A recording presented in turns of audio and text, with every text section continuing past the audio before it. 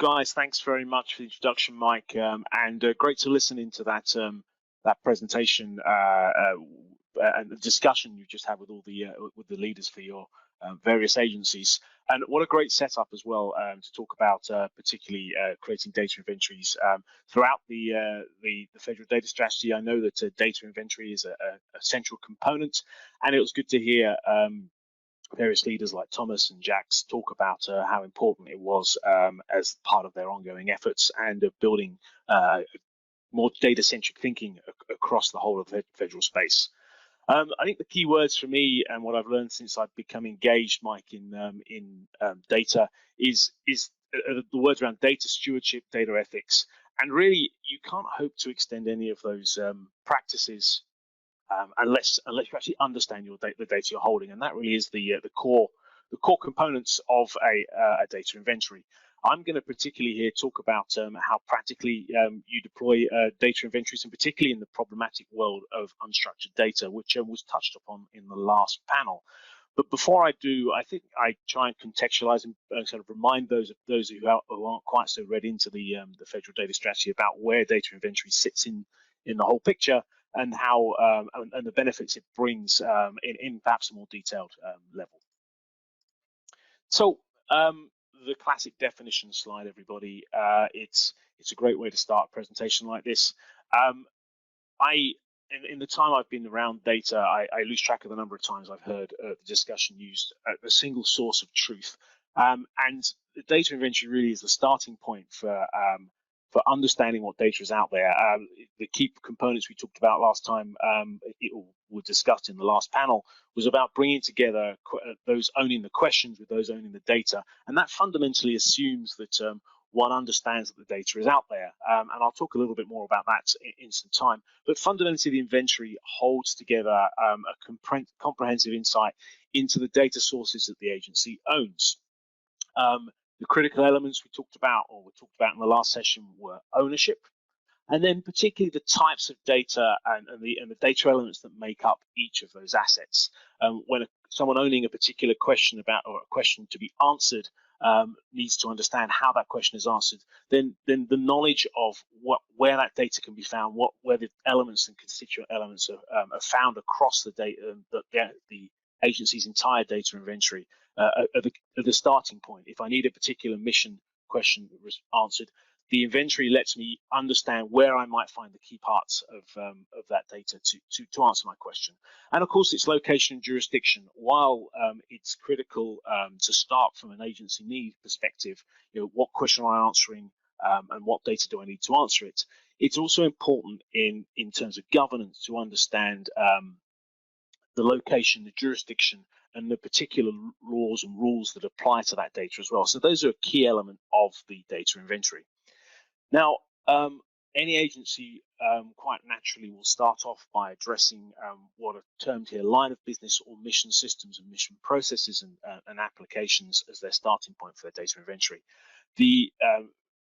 As we've been hearing, the top-down process which enables organizations to understand what's out there, interview and work with their line of business, work with agency specialists and SMEs, allows, and supported by the strategy, of course, allows you to begin to get your arms around where the primary mission systems are, what types of data they hold, and begin to fill out this data inventory.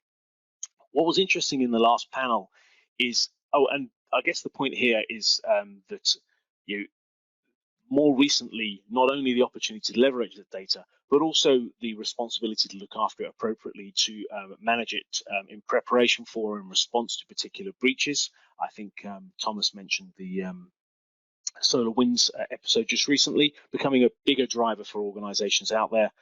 Also, the sensitivity in the data as well, and ensuring that that's appropriately managed whilst making it available to leverage.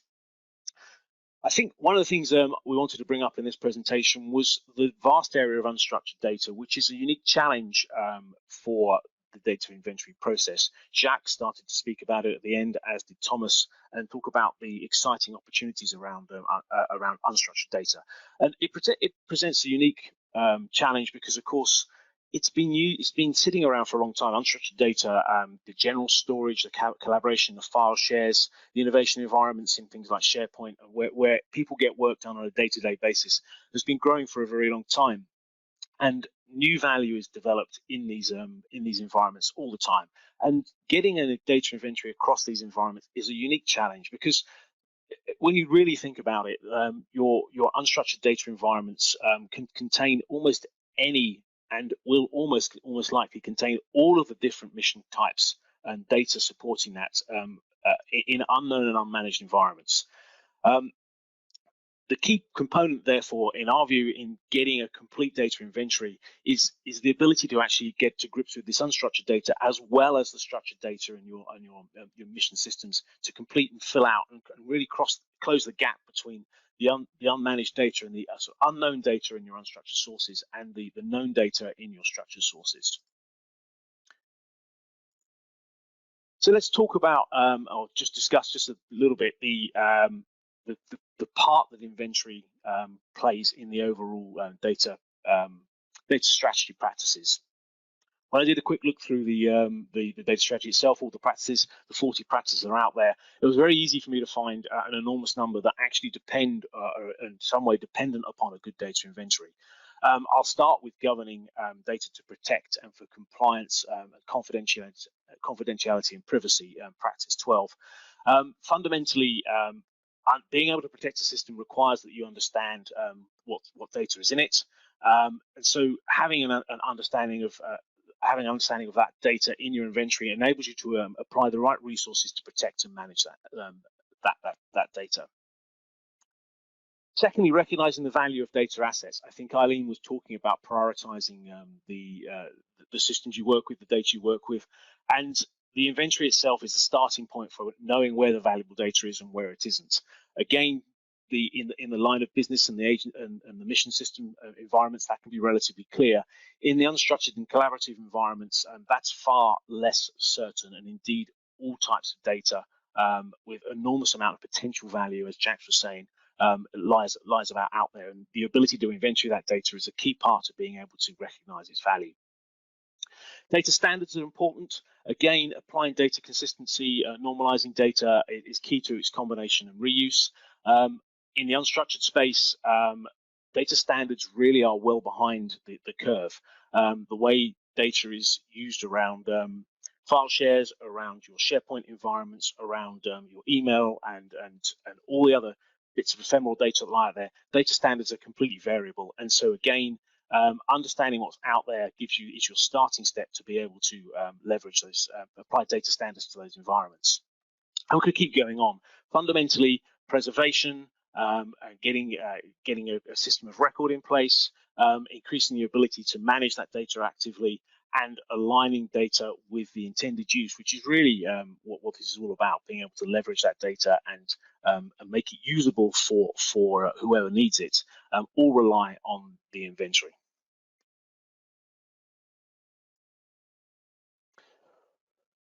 So where to start? As it's great to have heard, the agencies and the federal space has already got a great start on inventorying data across its enterprise, looking at agency mission systems and beginning to join together the question answers with the data holders. I tried to map the various data sources across the data space, and I like to think about the requirements here on two dimensions. The ability to build the inventory is based upon, do you know what's out there? And you can really look at two types of data out there. The more structured sources, such as sensor records, database applications, CRM and support, task and case management, mission management, and the like, are all relatively well-known systems and relatively easy to get an inventory together about. Alongside those, if we look at the unstructured sources, the team workspaces, instant messaging, shared drives, personal drives, and the like, these are highly variable environments, and they don't lend themselves well to a top-down inventory. So the ability to actually understand what's out there, build the data, build the inventory from the bottom up, is a key component about building inventory for these systems, and those are the systems where ActiveNav has an expertise.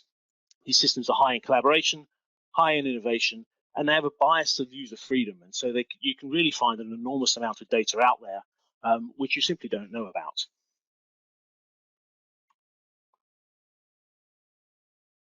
So in terms of building a data inventory overall, what are the practical steps to building that inventory? First of all, identifying the scope of the data inventory. What's out there, understanding the processes and the assets that are available to you, and connecting those to agency need.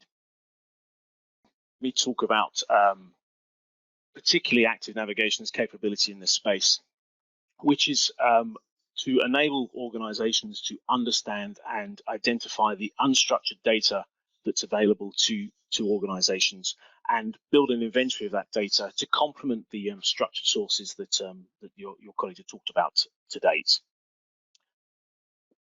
The key element about unstructured data is that you don't know the data that's out there. And so this third point here about scanning is to build a bottom-up process to enable you to identify the data in the way it's being used and identify the data that's actually being collaborated upon across all of the data sources we described. The first step is to select the unstructured pilot repositories. I think one can get overwhelmed by the entirety and the wide range of possibilities that are out there in the data space. And so being able to focus and start the process small with a pilot is critical. Deploying a data scanning tool is a necessary step. Investing in technology is always, you don't want to be solving these type of problems from a technology perspective, but when you're dealing with unstructured data, working from a bottom up requires that you invest in a data scanning tool.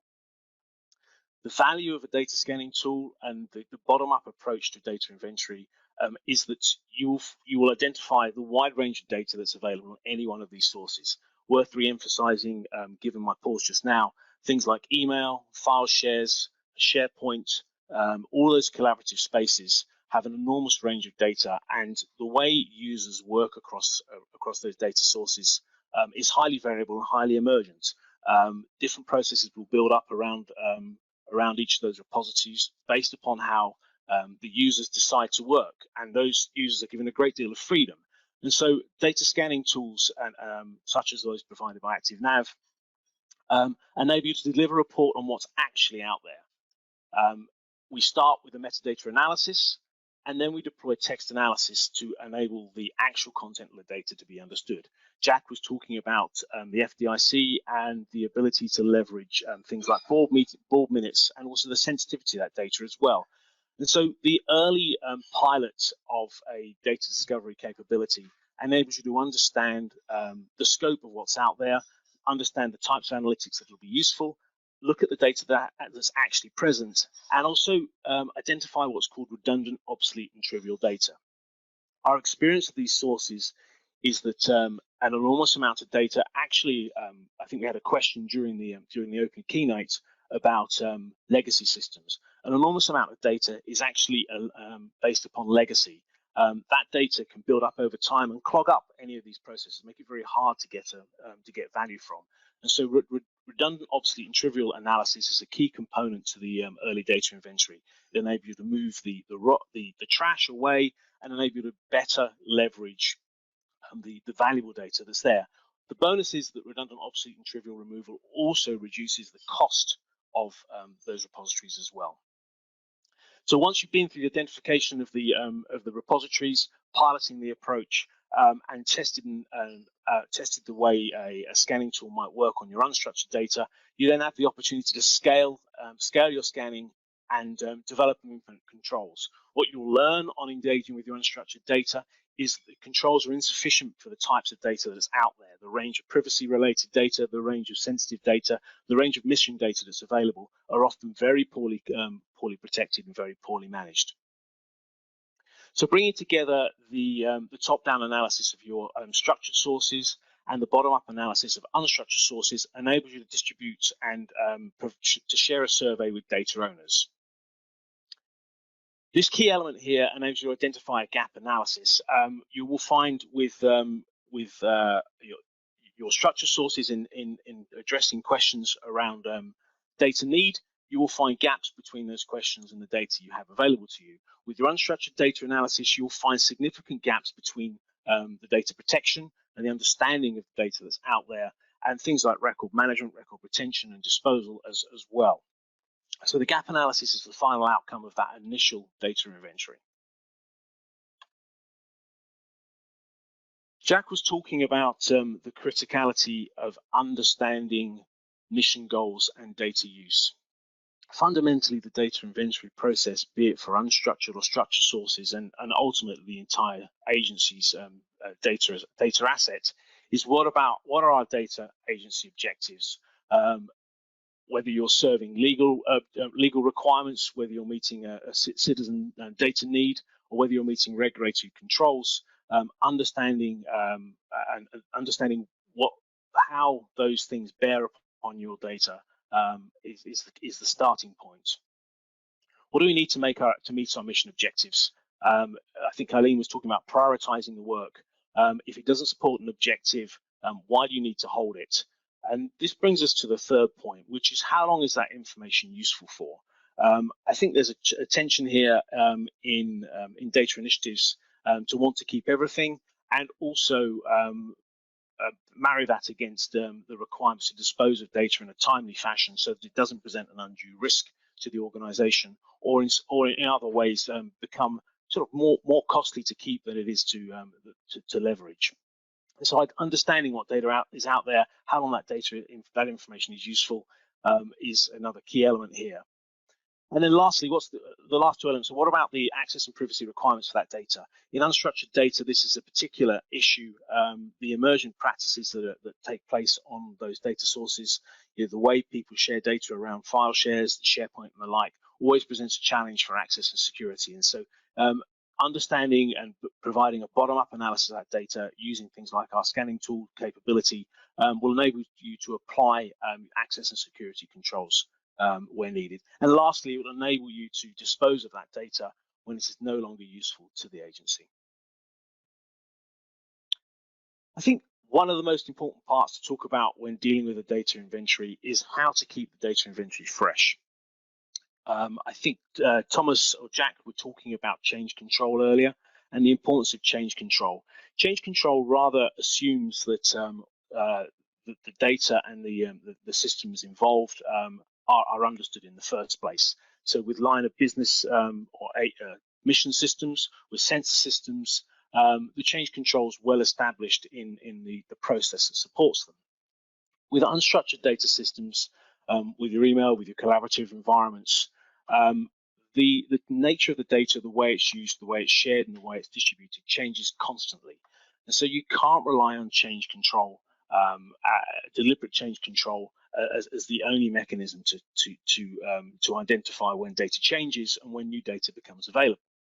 So the critical part about keeping unstructured data inventory relevant is to keep it evergreen, and that requires an ongoing process. We break down the ongoing process into these 6 steps, and the deployment of capabilities to scan data from the bottom up supports this and enables the agency to stay on top of the practices that are going on in their unstructured data sources. It starts with the inventory, and I talked about scanning earlier on. Scanning results in the building of the inventory of the unstructured source, and then necessarily a cleaning stage. It never surprises us, or always surprises us, my apologies, it shouldn't do, but it always surprises us how much trash we find in unstructured sources. And while it might be easy to think that that trash really isn't impacting the mission, the reality is it gums up backup capabilities. It clogs up and costs more to maintain than it really should do, and it gets in the way of extracting value from the data itself. There are many studies done on the impact of trash and poorly maintained environments for things like search and retrieval. It's also important to note that regulations change. If we talk about record retention and record retention classification, there are changes to record retention requirements all the time, and so the modeling stage enables one to bring together the inventory with a model of the new regulations, of any changes to regulations, any changes to record management schemes and the like. and that enables the organization and the map and the data itself to be categorized. The categorization process enables the agency to apply record retention priorities and record retention classifications to the data. It also enables the appropriate security requirements and protection measures to be taken based upon data sensitivity. Lastly, the categorization enables and provides the opportunity here to leverage the data. We talked about, or earlier on the panel talked about getting value out of unstructured sources and understanding unstructured sources. It's the modeling and categorization process that enables unstructured sources to be better understood and to begin to provide sense over what essentially are reasonably chaotic and freewheeling environments. Migration is an important element to build into your evergreen data inventory process here.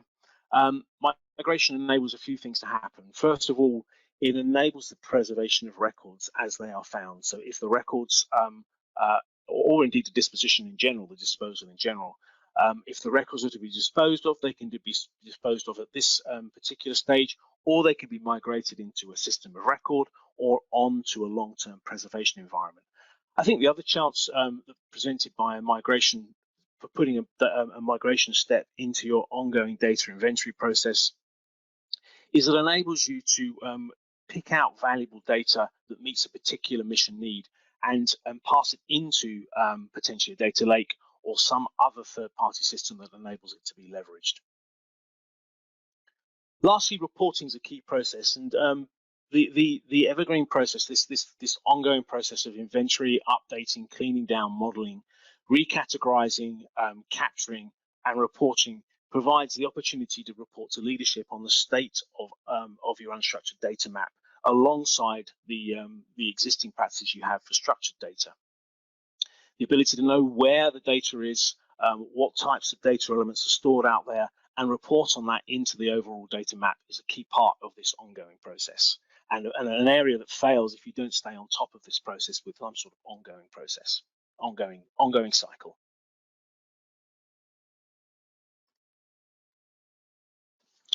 So I just wanted to sort of talk about how our customers have been bringing together business cases to actually deploy and act on an unstructured data inventory as part of their overall data mapping efforts. What we're finding is that organizations are concerned about the legacy data and the way they manage retention, disposal, preservation of that data as a key part of how they justify and build a business case about deploying unstructured data inventory and scanning capabilities. And the key part about getting towards records compliance for M1921 is started out with this data inventory activity. Understanding what's out there in your file shares, your SharePoint sites, your working drives, your data drives, your email is the first step to M1921 compliance. Setting the policies based upon an understanding of the business processes and the agency need, as Jacques was talking about earlier on, enables those policies to be applied to your data inventory and your unstructured data, and therefore support the classification against particular record series. I mentioned earlier on augmenting existing systems, augmenting your overall data inventory with the additional intelligence that the scan provides, and enabling the management defensible deletion of temporary records. Both the data inventory and M1921 really go hand in hand and support and reinforce each other in this process. And then lastly, I mentioned intelligent migration for permanent records. The bottom-up inventory of our unstructured data sources will inevitably identify an enormous range of data that can be classified against particular record series, and as it goes through its life, enables you to capture that data and declare it and manage it for permanent record-keeping purposes. To finish off, I just wanted to talk about a couple of use cases where real-world customers have deployed unstructured data maps with a bottom-up analysis and got very quick returns on investment and benefits from that process. In this particular case, we had a DoD customer working on becoming M1921 compliant across terabytes worth of data. they were looking to manage and permanently declare records from their unstructured data sources. They did a pilot in 6 weeks, and during the time we were away for telework.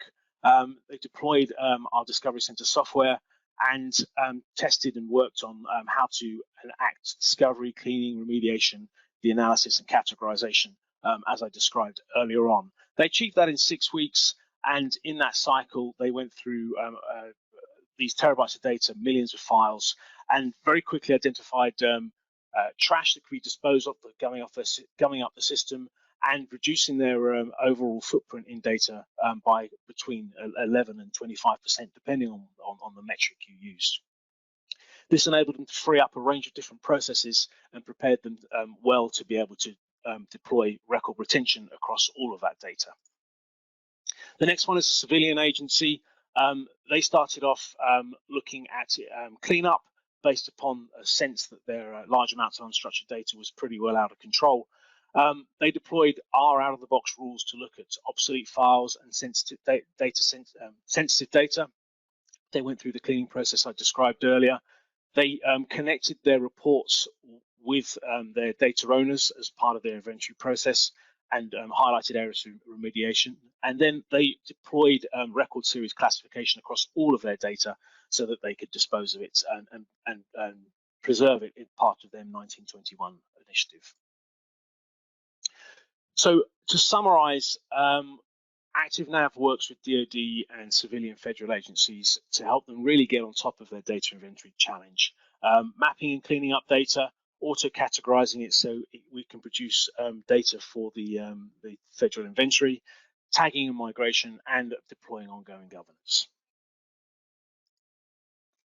I think I've used up all my time. My apologies for the glitch earlier on. I'm sure I can take questions through Mike and the team at a later date.